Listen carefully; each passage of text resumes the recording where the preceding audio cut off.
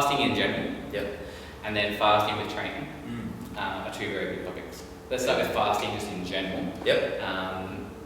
It's pretty common as a weight loss method. Yes. Yep. What are your thoughts on should people do fasting?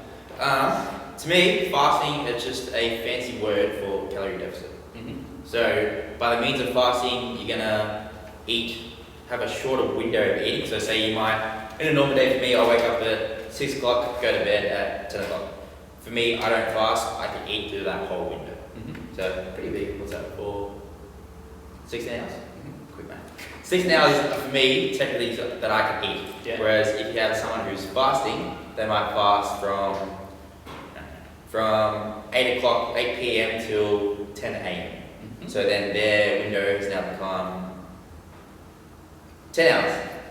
Quick math. So going from a 16-hour window to a 10-hour window, therefore reduces the amount of time you're going to be able to eat, and in theory, will reduce the amount of food you eat. Yes. So that's really all I see a fasting as. Sure, there's all this stuff about autophagy and no.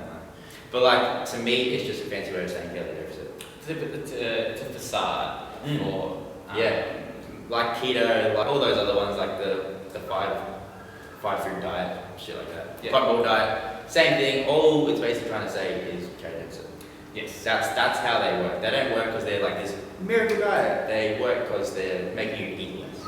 It's not a new miracle diet. It's been around for years. It's just they cycle through the different fats every 5 or 6 years. So fasting is become a bit more popular now. Intermittent fasting. 100%. Yeah, everyone seems to be doing it. Yeah. But I think a lot of people do it because they think it's like the golden thing. They don't understand why it's working. Yes, so it's they promote that it's like has autophagy, helps improve your brain function, which people tend to have a clearer head. But if you look at how long it really takes you to have proper autophagy, you need at least over a day really of proper fasting to get a great autophagy of the cells. There is a little bit after 16 hours, but it's quite minimal. You need 24 to 36 really to get a decent amount of autophagy. And people tend to have clearer brain or clearer thoughts. That's an interesting one. That tends to be the people who are overly stressed tend to do these kind of diets. And then because they haven't got carbs to meet the system, their body is forced to down-regulate its stress response in how it creates energy. And it creates energy through different pathways, slower pathways. Hence why you feel really tired when you first start these kind of diets. So there's one is kind of trying to adapt. And it's not a better way of living or a better way of creating energy. It's just a different way of creating energy. And you can have a clear mind and thinking if you ate healthy and ate proper complex carbohydrates, decent, proper good fats, and ate consistently throughout the day, you can have clear thinking. It's when you pump the system with poor carbs, simple sugars, high fats, and eat the calorie surplus, then you have that mucky head. So it's not that fasting gives you a clear head, it's that your diet before fasting was a poor diet with non-sustainable high GI foods, and your body will keep on crashing, and then your brain was crashing with it, and you had that foggy head.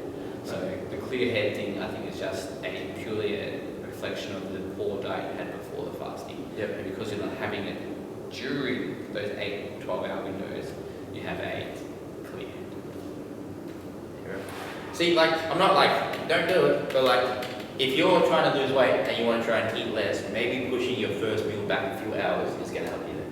Since you're not having those calories for breakfast, you're having them a bit later. That's how I can see it working. And if you're someone that can push breakfast back, go for it, 100%. But then when you think of it from a training standpoint, I wouldn't recommend going for a 10-hour fast and then coming to the gym trying to train. No way. It's Would you? No, I wouldn't either. And there's no, and you can look at the research, there is no benefit from training fasted compared to training fed. It's purely a personal standpoint and what you enjoy doing. Yep. If you have fasted for 10, 12 hours before training, it's going to be highly likely you probably will crash during the session. Definitely see it too, especially in the morning classes. You see like clients will come in and they'll be up and about, and then like halfway through the session you can see them like really like struggle. Yeah, and they get like lightheaded and that kind of stuff, just because their sugars in their blood dropping dramatically because their body's in freeze out mode. And so, fasting and intermittent fasting, I mean, it's a style of eating, and if it works really well for you, then okay, sure, but it's not a magical drug. It's just purely a way of thinking for you to get into a calorie deficit of what you're eating. The issue that I find with intermittent fasting diets is that people tend to then binge in that 8-hour window.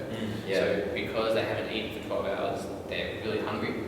And then when we're really hungry, our patience to cook and eat a good meal is quite low, and we crave those higher fat and poor food choices. So, I mean, you can pretty easily eat a calorie surplus in 8 hours.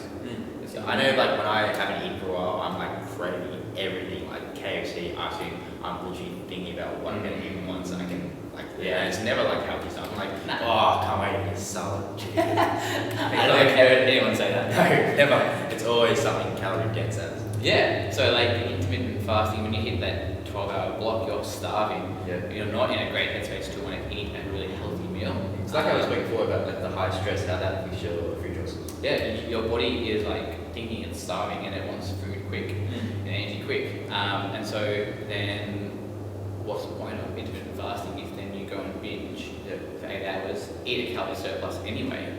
You'd be like, oh, it's not working. And it's not working. Yeah. And so I tend to ask people who come to me when they're training and they like intermittent fasting, so why hasn't it worked for the past 4 or 5 months if you think it's so great? It's clearly not working if you haven't lost any weight over the past few months. You might have lost a couple of kilos. How about instead we, crazy idea, feed the body throughout the day, eat good food and like healthy food, and eat in a slight calorie deficit where you might have a little bit of hunger but not much. Definitely manageable hunger. A manageable level of hunger, and see how that goes. And if you stick with that consistently, like you stuck with intermittent fasting, you see some great results.